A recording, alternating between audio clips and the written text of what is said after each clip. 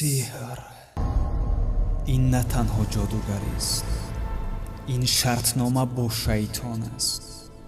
هر کسی که سحر میکند درهای جهان تاریکی جنها و لعنتها را میگشاید. آنها خواب را گم میکنند، عقل و آرامی او رخنه میشود. ترس، صداها و درد همسفری او میگردد. روحش هنوز در زنده بودنش پوسیده نابود میشود.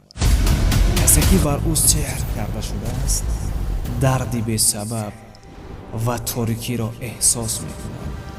دل سنگین میشود، حیات پریشان، زندگیش آهسته آهسته شکسته ویران میشود. سحر این نه بازی است، این راه است به جهان تاریکی و هلاکت.